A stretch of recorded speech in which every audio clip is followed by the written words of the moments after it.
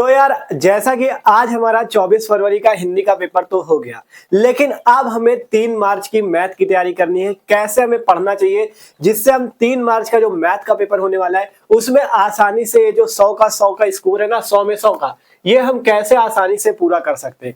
कौन कौन से क्वेश्चन किस चैप्टर से पढ़ने चाहिए जिससे हम आसानी से मतलब बढ़िया नंबर ले आए, जिससे हमें जो मैथ की टेंशन है कि भैया मैथ में क्या होगा, क्योंकि सभी लोग कमेंट कर रहे थे कि भैया आपका 3 मार्च का हमारा मैथ का पेपर, अब मैथ के पेपर का क्या होगा। ठीक है, मैथ में तो हम फेल हो जाएंगे, लेकिन यार अभी भी कुछ नहीं बिगड़ा, अभी भी कुछ नहीं बिगड़ा।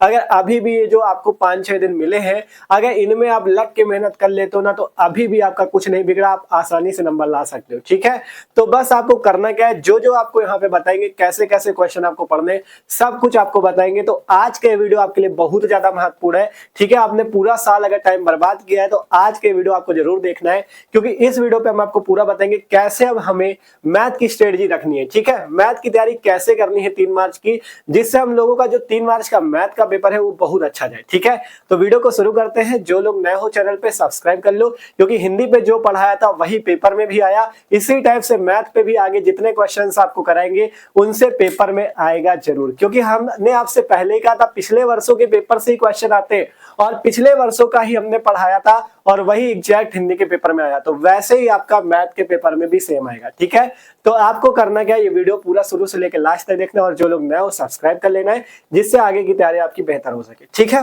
तो देखो शुरू करते हैं वीडियो। बात करें अगर हम लोग, तो क्लास 12 मैथ्स का जो हमारा पेपर होने वाला है वो 100 में 100 नंबर का होगा। कैसे हम लोग 100 में 100 लाएंगे, कौन कौन से क्वेश्चन हमें पढ़ लेने चाहिए इस लास्ट समय में, सब कुछ बात करते हैं। ठीक है, तो देखो सबसे पहले हमारे पास बात कर ले कितने चैप्टर है, फिर उन चैप्टर से कितने नंबर का आता है, फिर बात करते हैं किन चैप्टर से कैसे कैसे क्वेश्चन पूछता है। ठीक है, सब कुछ बात करते हैं। तो देखो आपको पता है पहला चैप्टर हमारा है संबंध तथा फलन, संबंध तथा फलन वाला चैप्टर है, और दूसरा चैप्टर है प्रतिलोम त्रिकोणमिति फलन। ठीक है, जो कि 10 अंक का आता है। ठीक है, अब ज्यादातर स्टूडेंट को एक चैप्टर में प्रॉब्लम रहती है, कौन सा है, संबंध फलन वाला, ज्यादातर स्टूडेंट को इस चैप्टर पे प्रॉब्लम रहती है। ठीक है, ये दो चैप्टर जो होते हैं पेपर में 10 मार्क्स आपको दिलाते हैं, मतलब संबंध फलन और प्रतिलोम त्रिकोणमिति फलन से कम 10 नंबर। अब ये ना सोचो कि एग्जैक्ट 10 ही का पूछेगा, वो 10 का भी पूछ सकता है, 12 का भी पूछ सकता है, लेकिन कम से कम 10 का तो आएगा। ठीक है, 10 का भी हो सकता है, 12 का भी हो सकता है, 9 का भी हो सकता है। ठीक है, तो कम से कम 10-12 तक का आपका आएगा। ठीक है, 10-12 नंबर का। अब बात करें सबसे ज्यादा दिक्कत किसको, किस चैप्टर में आपको है, संबंध फलन में, जो सबको होगी। ठीक है, तो कैसे आपको संबंध फलन की तैयारी करनी है, कैसे प्रतिलोम त्रिकोणमिति फलन की तैयारी करनी है, सब कुछ बताएंगे। ठीक है, इसके बाद तीसरा चैप्टर हमारा आता है आव्यूह वाला चैप्टर, और चौथा चैप्टर आता है सारणिक वाला चैप्टर, जो कि 16 नंबर का होता है। ठीक है, 16 नंबर का होता है। ये दो चैप्टर आपको 16 नंबर दिलाएंगे। ठीक है, फिर इसके बाद पांचवा चैप्टर सततता तथा अवकलनीयता, छठवां चैप्टर अवकलनों के अनुप्रयोग, और सातवां चैप्टर समाकलन, आठवां समाकलनों के अनुप्रयोग। ये ऐसे 4 चैप्टर हैं जो कि आपको पेपर में सबसे ज्यादा मार्क्स दिलाएंगे, 44 नंबर। ठीक है, मतलब अवकलन और समाकलन से आपको मैथ के पेपर में 44 नंबर मिलेंगे, मतलब 100 नंबर का पेपर जिसमें 44 नंबर केवल समाकलन अवकलन के, बाकी के जो 56 बचे वो किससे मिलेंगे, इन बाकी के चैप्टर से। ठीक है, केवल 4 चैप्टर ही 44 दिलाएंगे, तो इनमें अच्छे से ध्यान देना पड़ेगा, कैसे पढ़ना सब कुछ अभी बताएंगे। ठीक है, इसके बाद 9वां चैप्टर है सदिश, और 10वां है त्रिविमीय ज्यामिति, जिससे 18 नंबर मिलते हैं। ठीक है, फिर इसके बाद 11वां चैप्टर रैखिक प्रोग्रामन, 5 अंक का, फिर 12 नंबर है प्रायिकता, 8 अंक का। ठीक है, तब आपका जाके 100 नंबर पूरा होता है। अब कैसे हमें तैयारी करनी है ये जो हमारे बचे हुए दिन है इनमें। ठीक है, तो देखो आप समझना, सबसे पहले अब आपको डेली वीडियो मिलेंगे जिसमें हम एक एक चैप्टर का मस्त तरीके से पोस्टमार्टम करेंगे, जितने महत्वपूर्ण क्वेश्चन पूछे जाते हैं उन सबको देखेंगे। ठीक है, और एक चीज जान लेना यहाँ पे, जैसे आपका संबंध फलन वाला चैप्टर है, संबंध फलन से मेन क्वेश्चन आपको देखने हैं। जैसे आपका जैसे एकाकी फलन सिद्ध करने के लिए कहता है। ठीक है, एकाकी फलन कैसे होता है वो आपको बताना है। ठीक है, फिर इसके बाद आच्छादक फलन होता है जैसे, ठीक है, आच्छादक फलन होता है, ये आपको सिद्ध करने को दिया जाता है, बहुएकाकी। ठीक है, फिर इसके बाद आपको संबंध में जैसे आपको तुल्यता संबंध सिद्ध करने के लिए दे देता है। ठीक है, ये क्वेश्चन तुल्यता संबंध वाला क्वेश्चन तो ज्यादातर हर साल पेपर में आता है, और कभी कभी 5 नंबर पे सीधा सीधा यही क्वेश्चन पूछ लेता है। ठीक है, तो इसलिए ये जितने मेन टॉपिक है, जैसे एकाकी फलन सिद्ध करना, आच्छादक फलन सिद्ध करना, ठीक है, इसी टाइप से और भी है आपके बहुएकाकी। ठीक है, उनको कैसे सिद्ध किया जाता है आपको सबसे पहले वो सीखना है, ठीक है। जैसे एक एक चैप्टर को अब आपको उठाना है। जैसे पहला चैप्टर आपको देखो, अगर ये चैप्टर कठिन लगता है तो सबसे पहले इसी को उठा लो, ठीक है। क्योंकि अगर ये आपको कठिन लग रहा है, सबसे पहले आपको इसको उठाना, संबंध तथा फलन।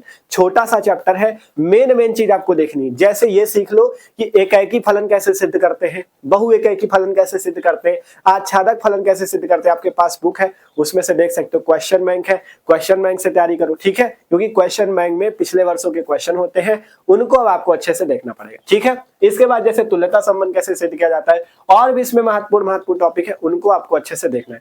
हम भी आपकी तैयारी मस्त कराएंगे, टेंशन ना लो यार, ठीक है। आपसे कह रहे हैं ना, इसीलिए तो कह रहे हैं सब्सक्राइब कर लो, जिससे अगला वीडियो आएगा तो आपके पास वीडियो की नोटिफिकेशन आ जाएगी और आप वीडियो देखोगे, ठीक है। तो इस टाइप से जो मेन पॉइंट है, क्योंकि आप अगर इस चैप्टर में दिक्कत है तो इसी चैप्टर में घुसे रहोगे तो आपका माइंड भी एकदम मतलब खराब हो जाएगा और आपकी तैयारी करने का मन भी नहीं होगा। तो इसलिए इसमें जो मेन चीजें हैं, जैसे एकाएकी फलन सिद्ध करना, आच्छादक फलन सिद्ध करना, तुल्यता संबंध कैसे सिद्ध किया जाता है, और भी इसी टाइप से जो मेन टॉपिक है, उनको आपको उठा के उनके सवालों की प्रैक्टिस करनी है। और सवालों की प्रैक्टिस कहां से करनी है? मेन प्रैक्टिस अब आपको करनी है क्वेश्चन बैंक से, क्योंकि क्वेश्चन बैंक में पिछले वर्षों के क्वेश्चन होते हैं, ठीक है। क्वेश्चन बैंक में पिछले वर्षों के क्वेश्चन होते हैं, अगर आप उनको अच्छे से देखते हो तो आपकी तैयारी मस्त हो जाएगी। अब यार आपको सेल्फ स्टडी ही करनी है, हम तो तैयारी कराएंगे, लेकिन खुद से जितना ज्यादा मेहनत करोगे उतने अच्छे नंबर लाओगे, ठीक है। फिर इसके बाद बात करें प्रतिलोम त्रिकोणमिति फलन। ये चैप्टर तो आसान है, अगर चाहो तो ये कर सकते हो बहुत अच्छे से। इसमें है क्या, मेन फॉर्मूले बेस पे है। मेन फॉर्मूले पे अगर आपको इसके पूरे फॉर्मूले तैयार हैं तो आप आसानी से इस चैप्टर को बहुत अच्छे से कंफर्म कर सकते हो। इसमें जैसे मेन आपका मुख्य मान निकालिए, जैसे साइन इनवर्स इतने का मुख्य मान निकालिए, ये एक नंबर वाले क्वेश्चन पेपर में आते हैं। फिर जैसे आपको सिद्ध करने वाले आते हैं, ठीक है, जैसे साइन इनवर्स 31 का मान निकालो, इस टाइप से भी क्वेश्चन आते हैं।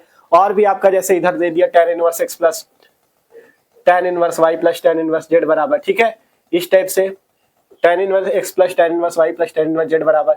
इधर आपका कुछ सिद्ध करने को दे देता है 1 plus xy plus yz plus zx, इस टाइप से, ठीक है। इस टाइप वाले क्वेश्चन 5 नंबर के होते हैं। इन क्वेश्चन की अच्छे से प्रैक्टिस करनी, ठीक है। बस आपको इस चैप्टर में मेन ध्यान देना है फॉर्मूले पे। आपको ये सोच लेना कि इस चैप्टर के एक भी फॉर्मूले हमें ऐसा ना रह जाए कि हमें याद ना हो। आपको अच्छे से के फॉर्मूले तैयार करने होंगे। फिर इसके बाद क्वेश्चन बैंक में जितने क्वेश्चन आपको इस चैप्टर के मिलते हैं, छोटा बड़ा, उन सबको प्रैक्टिस करो।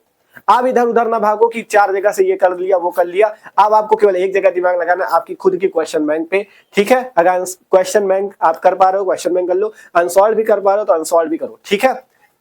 तो इस टाइप से ही तैयारी हो पाएगी। तो इससे मेन इसमें फॉर्मूले पे आपको देखना है, और फॉर्मूले तैयार तो आप इसके सारे क्वेश्चन कर सकते हो आसानी से, ठीक है। और अगर कोई प्रॉब्लम हो तो कमेंट करके बताना भी, ठीक है। इसके बाद तीसरा और चौथा चैप्टर, इसमें तो बहुत ही कम लोग होंगे जिनको प्रॉब्लम होगी, क्योंकि ये बहुत अच्छे चैप्टर हैं, दोनों 16 अंक के हैं। अच्छे से आप इनको तैयार कर सकते हो, क्योंकि इनसे 8 नंबर का भी क्वेश्चन पूछा जाता है, जिसमें जैसे वो होता है आव्यूह विधि से सिद्ध कीजिए, आव्यूह विधि से XYZ का मान निकालिए। 8 नंबर का क्वेश्चन सबसे बड़ा क्वेश्चन आता है, ए इनवर्स का मान निकाल लो सारणिक में। ए इनवर्स निकालने के लिए आता है, ये भी बड़ा क्वेश्चन है, 5 नंबर 8 नंबर पे आता है। और भी छोटे छोटे क्वेश्चन भी आते हैं। तो मतलब ये दोनों चैप्टर बहुत ही ज्यादा महत्वपूर्ण चैप्टर है, और इन दोनों को आपको अच्छे से इनमें पकड़ बनानी पड़ेगी। क्योंकि देखो कभी कभी अवकलन समाकलन के क्वेश्चन ऐसे आ जाते हैं पेपर में, जिनको करने में पसीने छूट जाते हैं और हम लोग शायद उन क्वेश्चन को कर भी नहीं पाते। तो इसलिए जो मेन चैप्टर छोटे छोटे, कम से कम इनमें तो हमारी अच्छी पकड़ होनी चाहिए। इसमें भी बनाएंगे, लेकिन इनकी अगर अच्छी पकड़ है तो इधर वाला ये कवर कर लेंगे, ठीक है। तो इसलिए इन छोटे छोटे चैप्टर को हल्के में न लेना, इनको अच्छे से देखना है, ठीक है। फिर इसके बाद बात आती है अवकलन समाकलन वाला, जो है आपसे बताया 44 नंबर है, तो इसे कैसे छोड़ दे यार, मेन तो यही देगा। तो इनमें भी मेन फॉर्मूले हैं, फॉर्मूले आपको देखने हैं, एक एक आपको देखना है टॉपिक कैसे, मान लो कोई चीज है तो उसके क्वेश्चंस कैसे सॉल्व होते हैं, एक एक आप पॉइंट उठाओ, उसके जितने क्वेश्चंस आपको मिलते हैं उनको क्वेश्चन बैंक से प्रैक्टिस करो। और भी जो महत्वपूर्ण क्वेश्चन पेपर में पूछे जाते हैं उनकी प्रैक्टिस भी हम आपको करा देंगे, टेंशन ना लो, ठीक है। लेकिन अब आपको खुद से लग के मेहनत करनी है, एक एक टॉपिक उठा के आपको अपनी खुद से जितनी तैयारी करोगे उतनी अच्छी तैयारी होगी, ठीक है। तो क्वेश्चन बैंक से जितने महत्वपूर्ण क्वेश्चन पूछे जाते हैं उनको आपको देखना है, ठीक है। तो इस टाइप से आपके ये चैप्टर भी तैयार हो पाएंगे। और फिर इसके बाद इधर समझना, ये 9वां चैप्टर सदिश वाला और 10वां त्रिविमीय ज्यामिति वाला, इसको भी आपको अच्छे से देखना है, क्योंकि इसमें भी 18 नंबर है। इसमें भी आपको पता है फॉर्मूले बहुत सारे हैं, ठीक है। इसमें भी फॉर्मूले बहुत सारे, तो इनको भी आपको अच्छे से देखना है। अगर इन दोनों में भी अच्छी पकड़ बना लिया तो ये भी बहुत अच्छे चैप्टर है, ठीक है। मेन ज्यादातर सबको प्रॉब्लम हम बताए कहाँ पे होती है, अवकलन समाकलन में हो जाती है, किसी किसी के लिए तो ये एकदम फेवरेट होते हैं, ठीक है, लेकिन किसी किसी के लिए को दिक्कत भी करते हैं। और एक इस चैप्टर में, इसके अलावा आपको बहुत कम ऐसे चैप्टर होंगे जिनमें प्रॉब्लम होगी। ठीक है, तो इन दोनों में भी आपको अच्छे से देख लेना है। इसके बाद रैखिक प्रोग्रामन पे यार एकदम अच्छी पकड़ बना लो। रैखिक प्रोग्रामन बहुत आसान है। इसमें क्या करना है, इसमें मेन आपका जैसे आपको समीकरण दे दिया जाता है, उसमें किसी में कहेगा जेड का अधिकतम मान निकालो, किसी में क्या आएगा जेड का न्यूनतम मान निकालो। ये एक बड़ा क्वेश्चन ज्यादातर 5 नंबर पे हर साल, आप पिछले वर्षों के जितने पेपर देख लो, एक क्वेश्चन आपको इस टाइप का मिल जाएगा जिसमें समीकरण दिया जाएगा जेड की कुछ मान, और उसके लिए जेड का अधिकतम मान न्यूनतम मान पूछेगा, ग्राफ बनाना होगा, ये सब करना होता है। तो रैखिक प्रोग्रामर वाला क्वेश्चन आपको अच्छे से देखना, 5 अंक आपको इससे मिलते हैं। ठीक है, फिर प्रायिकता वाला चैप्टर है ये, इससे भी 8 नंबर मिलते हैं। इसमें भी कुछ लोगों को दिक्कत भी होती है, कुछ को नहीं भी होती है।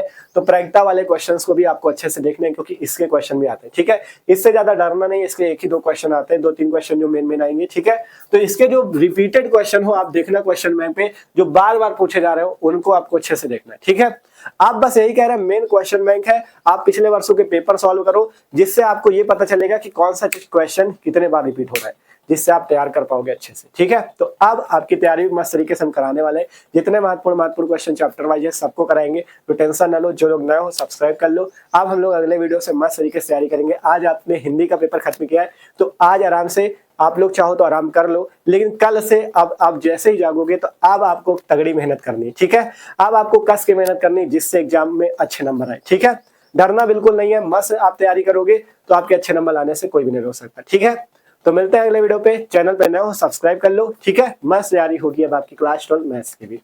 तो मिलते हैं।